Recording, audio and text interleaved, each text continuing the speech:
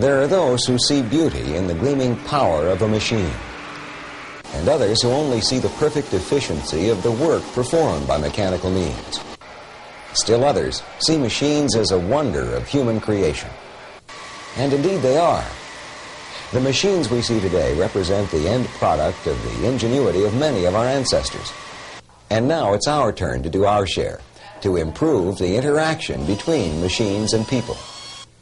One way of doing that is by systematically managing our machines so that we can get the greatest benefit out of them. And that's called an equipment management system, or EMS for short.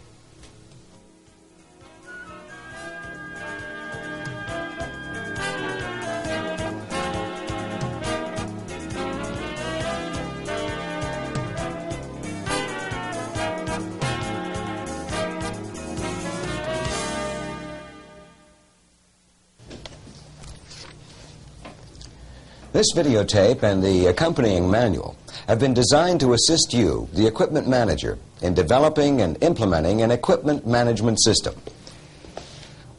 In most public works operations, equipment is one of the largest support functions. In fact, 20 cents of every dollar of the total budget is spent on equipment. Fully aware of this, the Federal Highway Administration contracted experts to develop an EMS manual, specially suited to local agencies. Then, to make sure that the system truly addressed those agencies' needs, the FHWA requested comments from equipment and maintenance managers and included their input in the form of managers' practical tips. There's also space for your personal notes and calculations. This videotape corresponds to chapters 5 to 8 of the manual and is divided into 6 segments. This first segment contains an introduction to the concept of an equipment management system, and the other 5 segments will describe the subsystems of the EMS, which can be shown schematically like this. At the end of each segment, your instructor will give you exercises on the material covered. As you work through them, keep in mind that the overall purpose of the EMS is to provide the right equipment at the right time and place at the lowest cost. Stop the tape for now and take a few minutes to review the objectives of Chapter 5 of your EMS manual. When we return, we'll talk about equipment inventory, planning, and control.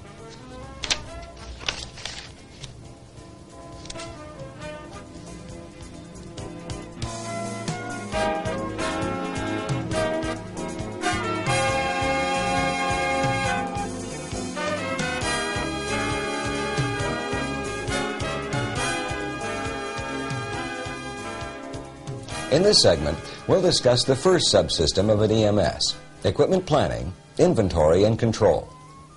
For our purpose, we'll assume that you have already developed your agency's policy statement so that everyone connected with equipment has a clear picture of the overall objectives.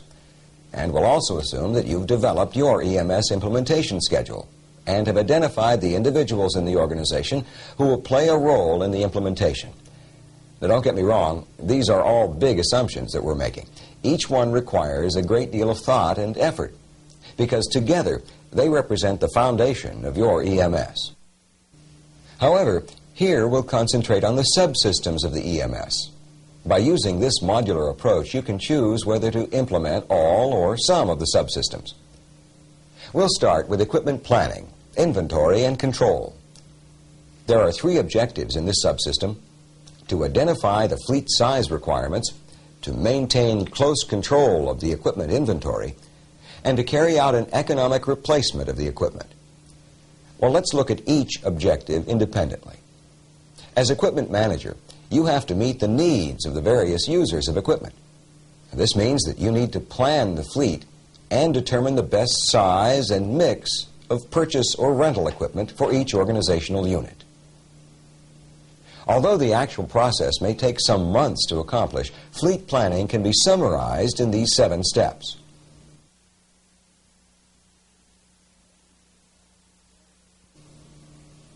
Well, what do we mean by establishing assignment and utilization policies and procedures? Well, there are many factors which affect fleet size, some of which may require top-level approval. For instance, there has to be clearly defined policy with respect to 24-hour assignments to individuals, pooling, temporary transfers within departments, leasing, utilization objectives, and downtime objectives. Your organization may need to address different factors, but whatever they are, you have to make sure that they're defined and that policies and standards are established. For example, you'll need utilization and downtime standards to determine nominal and real availability of the equipment. Then, with that information, you're ready for the second step of the fleet planning process. That is, to define individual user needs. There are various ways of doing this. One can be through a maintenance management system. The important thing is that the users of the equipment should all use a uniform format for defining their requirements of major equipment. Then, when you receive all the forms, you'll be able to analyze them to summarize the requirements, which is step 3 of the fleet planning process. And you can use a form such as this to be able to see individual department and total fleet needs, and define and analyze alternatives for meeting the user's needs. At this point, you'll be ready to combine the previous 4 steps into a comprehensive fleet plan, which should also include programs for equipment replacement and small equipment purchases. Although the fleet plan should be well documented to justify budget expenditures, you should summarize it in 1 or 2 pages and include a chart which quickly shows an overview of the equipment program. Now, that overview will be essential when the plan is presented to top management, so that the plan can be incorporated into the overall fleet budgeting process. The fleet planning process ends with the approval of the plan. Now, we said that the second objective of this subsystem was to maintain close control of the equipment inventory. In other words, you need to have a way of identifying and classifying equipment for tracking equipment transfers, locations, assignments, and utilization. We refer to that as high visibility of the fleet. In essence, what you need is a way of grouping equipment by class and of identifying individual units. And you do that with a numbering scheme. As shown in your EMS manual, there are various ways of doing this. And in fact, your organization may already have an established system.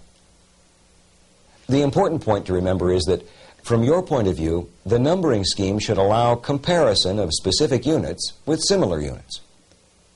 There's no need to attempt to make equipment numbers provide every fact about an equipment unit, since all the attributes of the equipment should be maintained in a master file. This should contain the master record, commonly referred to as the birth certificate, and history files. The birth certificate of an equipment unit should include detailed information which is developed only once in a unit's life, and it should be kept in a history jacket, along with work orders, accident records, and other applicable information, regardless of whether your system is manual or automated. As part of equipment inventory, you need a method of tracking equipment location and assignments. A magnetic board is an effective method of doing this. The last aspect of inventory control is equipment monitoring to determine equipment utilization and performance.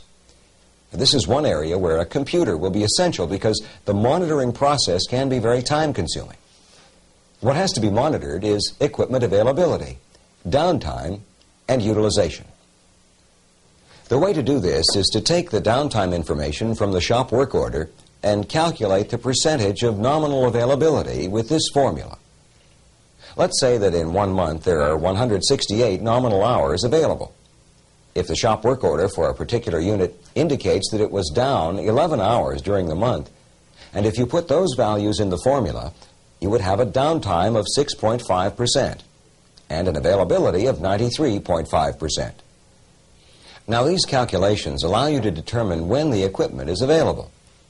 In order to monitor the equipment, you also need to know how often it's used. Depending on the type of equipment, use can be measured by miles or hours. In the case of heavy equipment, utilization is the number of hours that the equipment is assigned to a job, rather than engine hours, even though both should be recorded. The performance of the equipment can be compared against the utilization and downtime standards we discussed before. In summary, the numbering scheme, the master file, and the equipment tracking board, together with equipment monitoring, allow you to maintain control of the inventory. Well, now we come to the most complex aspect of managing equipment replacement. The objectives are to replace equipment units at the end of their most economic life and to purchase quality equipment according to established plans and schedules. Although the ideal system should be computerized, we'll describe here a manual method of making replacement decisions to familiarize you with the theory behind economic replacement. Stated simply, the basis of the theory is the following. An equipment unit should be replaced when it's more expensive to keep than to replace. Let's see how that concept can be put into practice. First, you need to establish replacement targets for each equipment class. And you should have a procedure for equipment users to submit replacement requests. Then, using the targets as guidelines, the equipment must be physically inspected to determine if the unit can last another year without excessive repair or overhaul. Your EMS manual shows a replacement inspection form which can be used to record the results of the physical inspection. When you have the results of the inspection, you'll have three alternatives. You can leave the equipment as is, you can replace it, or you can overhaul it. To assist you in making this decision, you can use the guidelines developed by the U.S. Navy and shown on page 48 of Chapter 5 of your EMS manual. When you reach this point in your equipment replacement analysis, budget limitations may require that you establish replacement priorities. Then you need to develop a total capital replacement plan, which of course should be part of the overall fleet plan. As we said, the main difference between a manual equipment replacement system and an automated one is the economic analysis performed by the computer. Once the method of analysis has been programmed into the computer, all the necessary calculations are performed automatically. Appendix A of your EMS manual discusses the theory behind economic analysis of equipment replacement. While we've covered a great deal of material in this segment, we've discussed the three objectives of the equipment planning, inventory, and control subsystem. Now let's take a break so that you can do some of the exercises for this subsystem. Stop the tape and clear up any questions you may have with your instructor.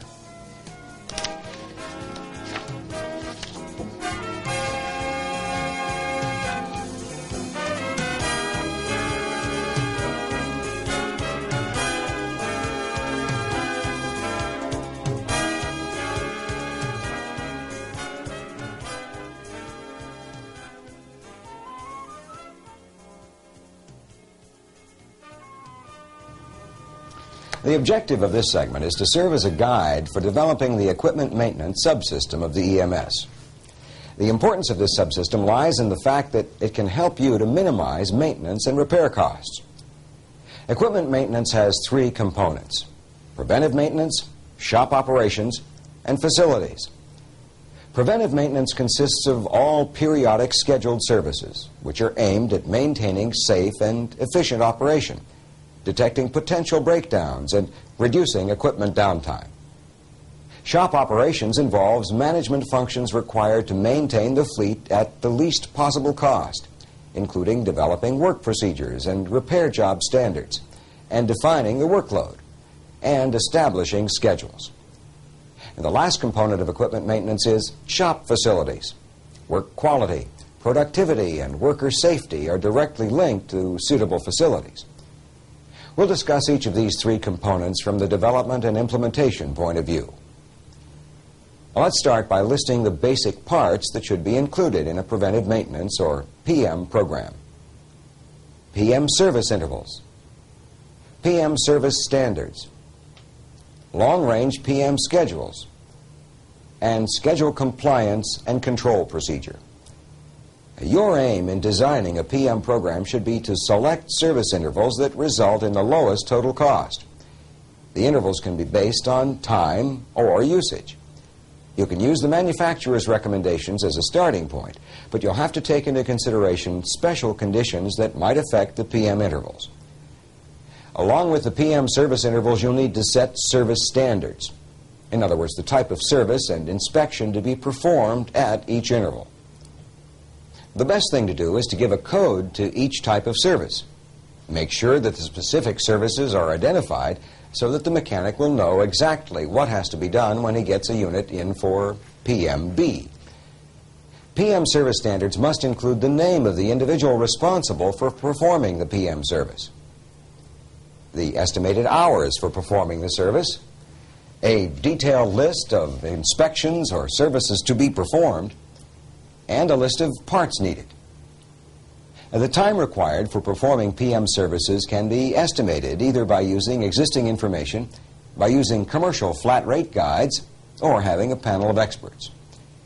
Through whatever method, time standards have to be established for each equipment class and for each type of PM service. After setting the PM service intervals and standards, you can develop a long-range PM schedule, the PM plan. Now basically, the PM plan projects the total PM workload, the estimated mechanic hours, and the number of mechanics needed. Then the work has to be distributed by month or week in order to level the workload. The exact format of the schedule depends on whether the system is manual or automated. Your EMS manual describes the assumptions and requirements for both PM scheduling systems and explains the difference between them in monitoring schedule compliance and control. The shop operations component of equipment maintenance deals with the management functions required to maintain the equipment, and that is planning, organizing, scheduling, monitoring, and controlling. The equipment maintenance planning function begins with defining the shop's workload and projecting the resources and budget required to accomplish it. Before planning for a shop, it's important to determine exactly what will be its responsibilities. All shop work can be grouped into three broad categories: preventive maintenance, which we discussed earlier, unscheduled repair, and scheduled repair. Three methods for defining shop workload and staffing are vehicles per mechanic ratio, which requires the development of a standard ratio based on fleet makeup, utilization, type of use, and climate. Vehicle equivalency, which is based on the average number of labor hours required to maintain one base equivalent vehicle in a year. And this concept is best demonstrated by the following formula, which uses something called the key volume indicator to find out the equivalency unit. This is how it works. Well, let's say that the base vehicle, a General Auto, requires 20.46 hours of labor, and we want to know the equivalent labor that will be required to maintain a dump truck. If we insert the values, we find out that maintaining a dump truck for 1 year is equivalent to maintaining 8 general use autos. The third method of staff planning is the maintenance labor hour planning standards.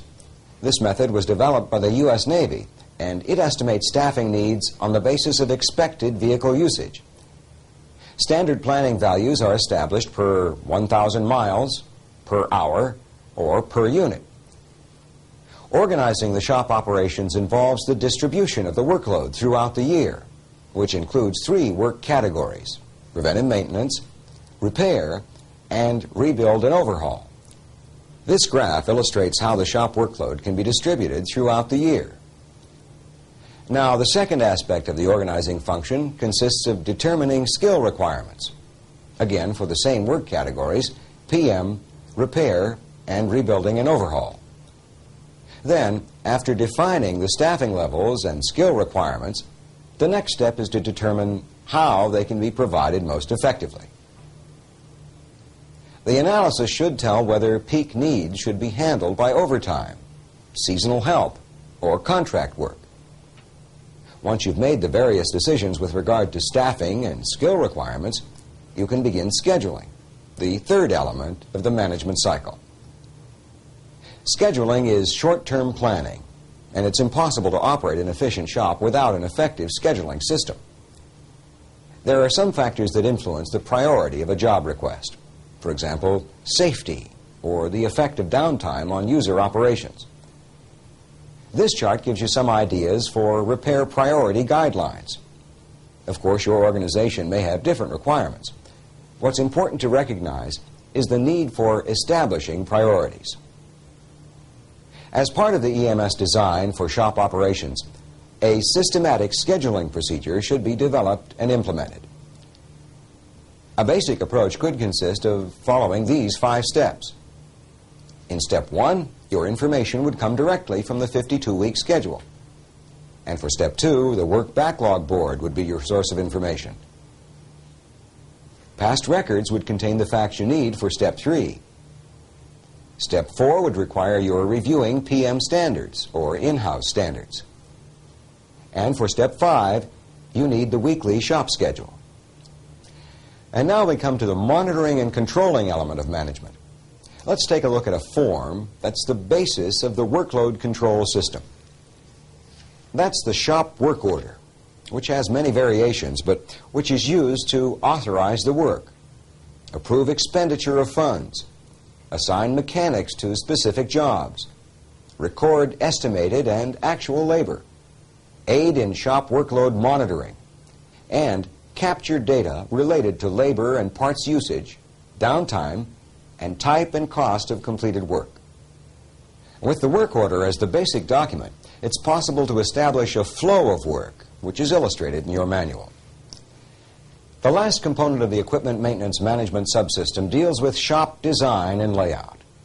If a new facility is planned by your organization, it's important that you spend additional time going over the pitfalls mentioned in your EMS manual. In addition, the American Public Works Association Manual on Shop Design and Layout is an excellent reference. Well, with that recommendation, we come to the end of the segment on the equipment maintenance subsystem. We've covered a great deal of material, all of which is discussed in greater detail in your EMS manual. Please take some time to go over the same concepts in Chapter 7 and consult with your instructor to clear up any questions before going on to the next subsystem.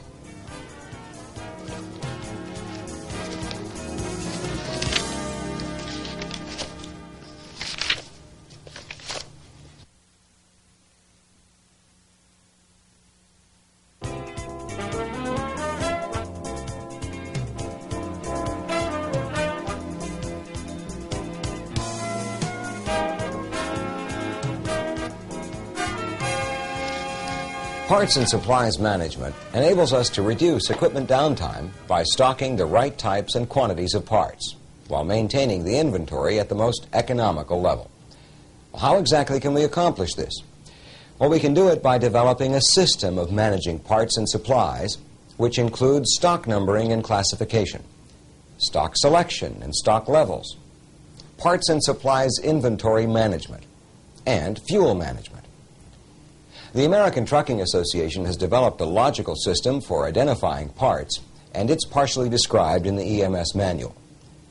If your agency does not have its own numbering system, the ATA Standard Parts Identification System would be a good one to adopt. Classification systems are useful for inventory management and can be based on parts usage.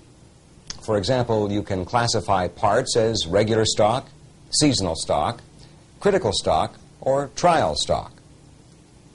The subject of stock selection and stock levels is one that has to be addressed individually by each organization, and it depends entirely on an answer to the question of what is the most economical stocking level. Generally, the supply function should attempt to maintain a balanced, flexible line of supply to minimize downtime and reduce inventory costs.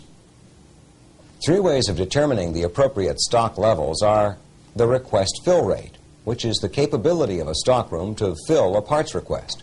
For example, if 850 parts are issued from the stockroom in response to orders for 1,000 parts, the request fill rate is 85%. Another way to determine stocking levels are the investment in inventory and the cost of equipment downtime, although this last one is difficult to quantify. In the exercises for this segment, you'll find some that ask you to calculate the ROP of spare parts. ROP stands for reorder point, and it represents the level of stock at which an order should be placed. And it depends on usage rate and vendor lead time, plus a safety margin. This formula tells us when to order. And to determine how much to order, there's another formula which gives us the reorder quantity, or ROQ. The third element of parts and supplies management is inventory management and inventory control. The purpose of inventory management is to ensure that inventory levels are kept at the most economical point. that parts are ordered at the appropriate time, that obsolete parts are purged from the system, and that the managers have timely information. On the other hand, inventory control deals with the physical aspects of handling the inventory: purchasing, pricing, charge-out procedures, record-keeping, and security. Each one of these aspects is discussed in greater detail in your manual under Parts and Materials Inventory Management. In particular, we'd like to call your attention to the inventory management forms provided by an automated system. However, for now, let's take a look at the third and last component of the Parts and Supplies Management subsystem, fuel management. It's possible to determine the size of fuel tanks by using the ROP, ROQ, and safety stock procedures we used for parts and supplies. Then, the location of the tanks can be determined by the size and the location of the equipment fleets. Fuel can be purchased from local distributors, selected by bid. Fuel delivery tickets should be verified by spot-checking tanker gauge readings. And the quality of the fuel should be checked periodically by sending samples for independent testing. Since fuel consumption is a significant part of equipment operating costs, fuel usage should be monitored and charged to the equipment. One way of monitoring fuel consumption is by means of a daily fuel dispensing record, which gives the quantity and type of fuel, pump number, and date, along with the employee's ID, equipment number, and odometer or hour meter reading.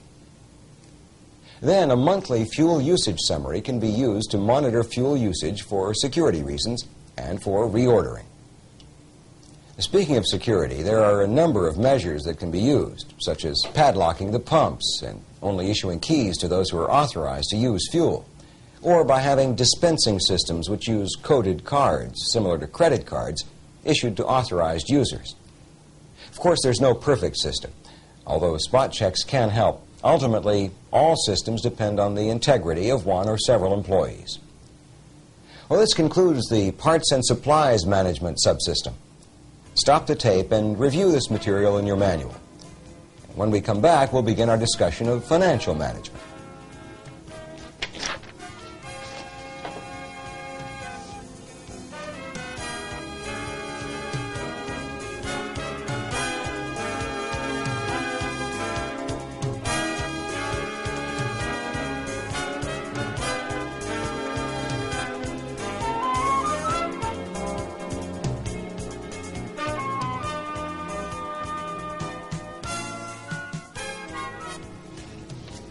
There are many equipment decisions which require sound cost information.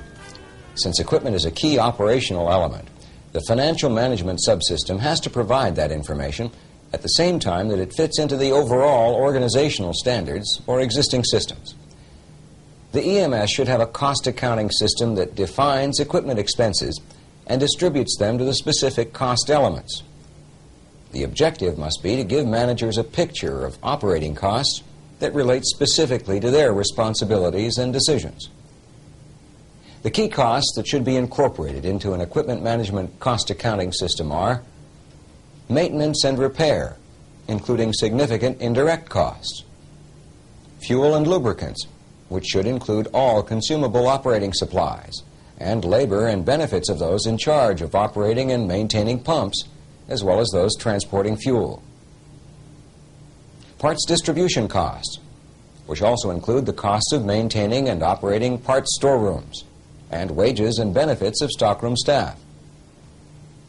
Miscellaneous parts costs, which would be allocated to equipment units in proportion to direct parts charges.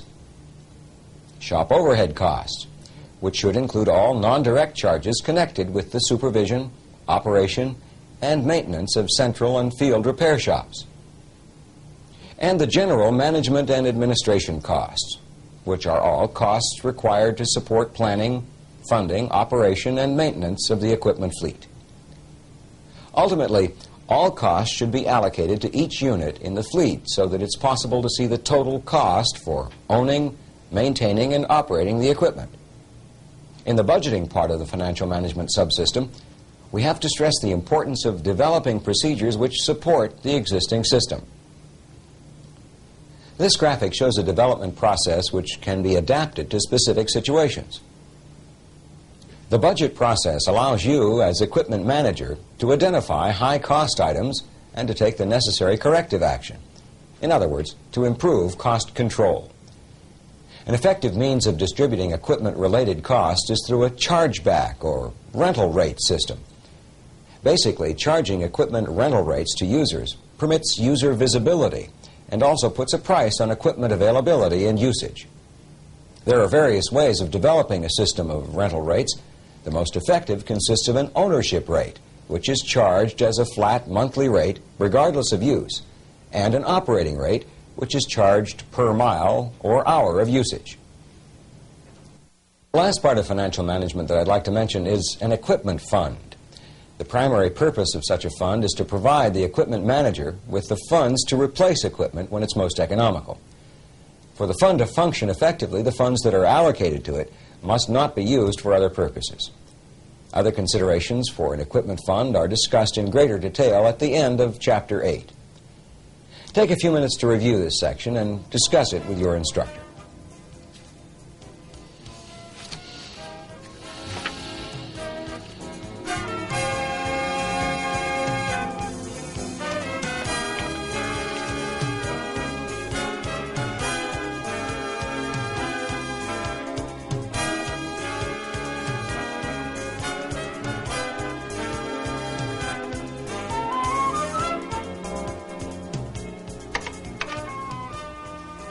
As opposed to the last four segments, which discussed standalone subsystems, this segment is designed to support all the other management procedures developed up to now. In general terms, the Equipment Management Information System is an integrated relational database, which has report-generating capabilities. Data is collected and entered through the individual EMS subsystems and is stored in the database. The basic input data is processed in several ways and may be shared by several modules. And the processed data is summarized in various standardized output reports. Now that we've seen the system configuration, I'd like to explain what I mean by database and report generation capability. The advantage of designing a system around a relational database is that there are many commercially available database management systems for all computers, and special reports which were not originally conceived can be generated with minimal effort. Most database systems have the capability to generate reports, which permits users to produce reports tailored to suit their needs. Now, the decision on what hardware to get should be based on storage capacity and processing speed, since there's no fixed rule for determining computer size in relation to fleet size. Microcomputer systems can handle databases of 20 to 30 megabytes in single-user environments. If each alphabetic character requires approximately 1 byte of computer storage, you can calculate your storage requirements and triple them to account for future growth. If your files will be in the 30 to 100 megabyte range, you should consider a more powerful microcomputer or a mini-computer. The other factor, processing speed, is important because management information has to be available in a timely manner. The system has to be able to receive and process data and produce reports. Until recently, that meant that a fair-sized system would need mini or mainframe computers. However, with the advances in microcomputer technology, processing speed can be increased to the required standards with additional hardware for the microcomputer. For example, a hard disk drive can provide 100 megabytes of storage without any loss of speed. For larger organizations, the Equipment Management Information System can be designed to have various terminals for data entry and reports. Again, this can be done for a reasonable cost with a microcomputer network connected by telephone. To establish communication between two terminals, you'll need a modem. But with a little creativity, it's possible to design a microcomputer system that can imitate an expensive mainframe computer. Of course, a microcomputer network will not be fast enough if you require large numbers of daily transactions. The database required for an effective equipment management information system should include these files. These files are used in all the subsystems we discussed throughout this tape. And as you implement each system, the need for an automated file will become clear. As you have seen, the successful implementation of an equipment management system requires careful planning and scheduling and a lot of work. However, the key element in successful implementation of an EMS is your commitment to making it work. This videotape has presented a general design for an EMS. You can apply it to your operation with some modifications. We have covered the 5 subsystems and have discussed the elements of each. Your instructor will provide you with exercises which can help you to determine the best way of adapting this EMS to your equipment management needs, so that you and your organization can get the maximum benefit from the interaction of equipment and people.